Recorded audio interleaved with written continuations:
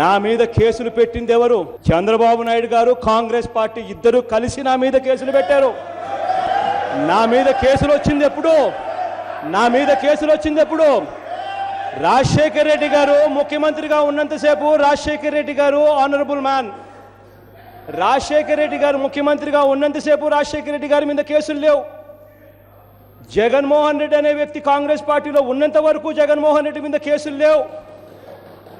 Jaganmohan Reddy Congress party విడిచిపెట్టి వెళ్ళిన తర్వాత కాంగ్రెస్ పార్టీ, చంద్రబాబు నాయుడు గారి పార్టీ ఇద్దరు కలిసి నా మీద కేసులు పెట్టారు.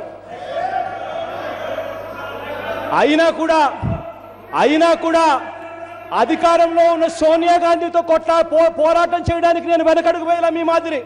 మీ మాదిరి నేను కోర్టులకు వెళ్ళి కోర్టులలో నా మీద విచారణ చేయొద్దండి అని చెప్పి స్టే తెచ్చుకోలేదు. నేను మీ మాదిరి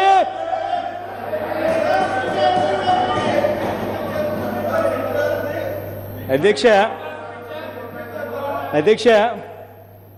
నా గురించి మంత్రులతో మాట్లాడించారు. ఆశ్చర్యం ఏంటంటే ఇంతకుముందు నరేంద్ర గారి దగ్గర నుంచి ఉమా దగ్గర వరకు మాట్లాడారు.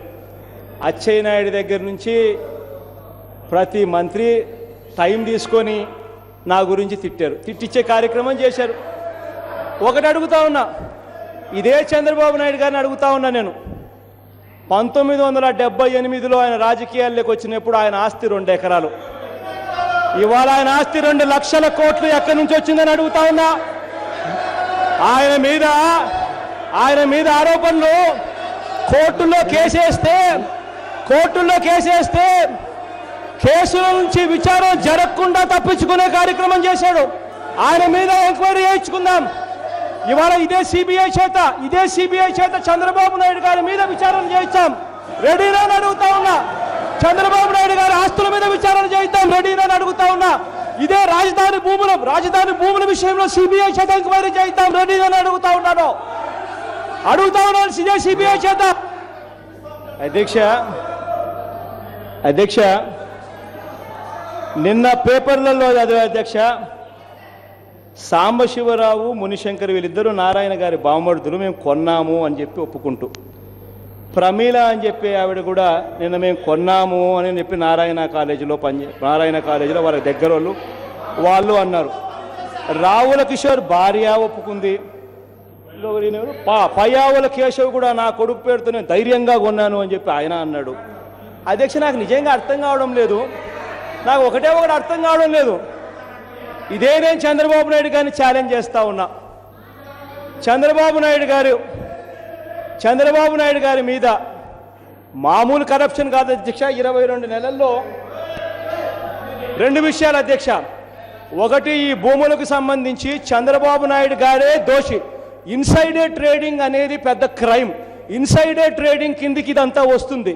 నీకు బాధ్యత గల ప్లేస్లో నువ్వు ఉండి, ఒక ముఖ్యమంత్రి స్థానంలో మీరుండి, ముఖ్యమంత్రి స్థానంలో ఉన్న వ్యక్తి పలాని చోట క్యాపిటల్ సిటీ వస్తుందని తనకు తెలిసి తనకు సంబంధించిన వాళ్ళతో బినామీలతో భూములు కొనుగోలు చేయించి ఆ తర్వాత క్యాపిటల్ సిటీ అక్కడికి తీసుకొని రావడం ఇన్సైడర్ ట్రేడింగ్ కన్నా దారుణమైన క్రైమ్.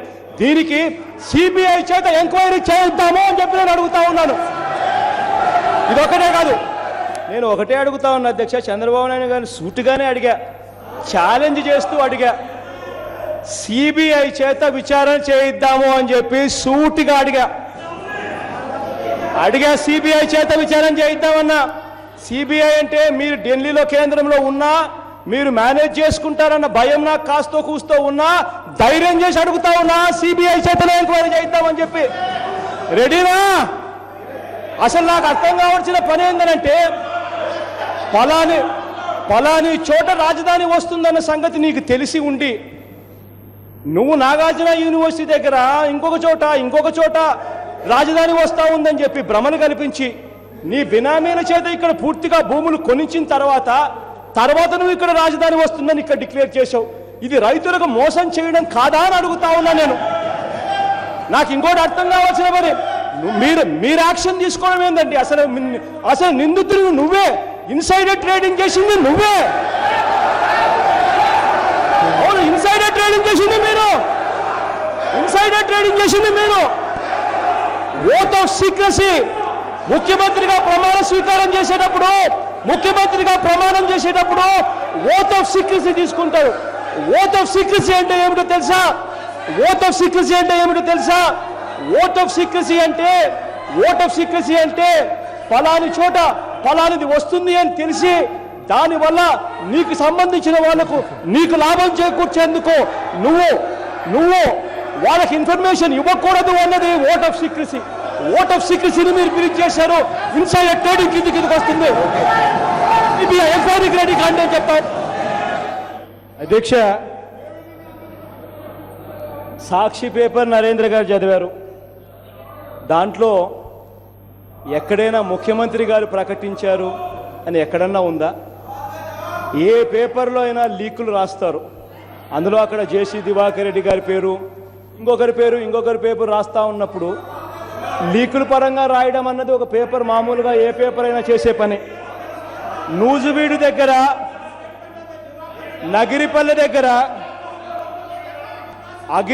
దగ్గర, నూజువీడు దగ్గర అగిరిపల్లె దగ్గర కూడా క్యాపిటల్ సిటీ వస్తూ ఉందని కూడా సాక్షితో పాటు అన్ని మీడియా పేపర్లు రాశాయి. సాక్షితో పాటు అన్ని మీడియా పేపర్లు, అన్ని టీవీ ఛానళ్ళు నూజువీడు దగ్గర కూడా వస్తూ ఉన్నాయని రాశాయి.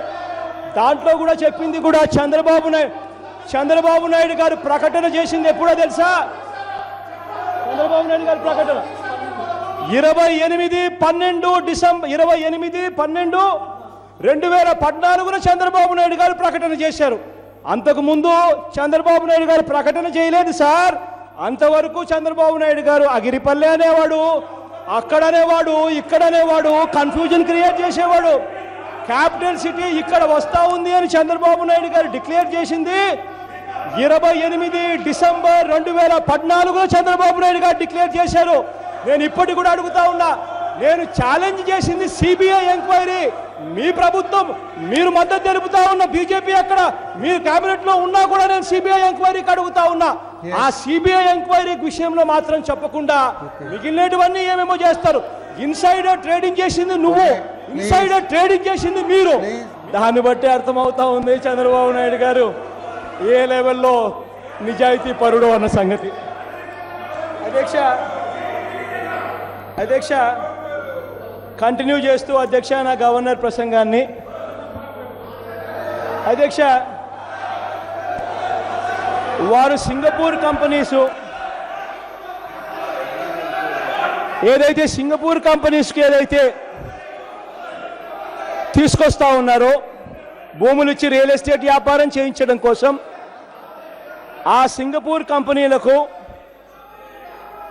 వాళ్ళు పెట్టిన దాన్ని సర్వీసబుల్ ఛార్జెస్ కింద సర్వీస్ ఛార్జెస్ కూడా వసూలు చేసే కార్యక్రమం, వెసులుబాటు ఇవ్వడం ఎంత మటుకు ధర్మం?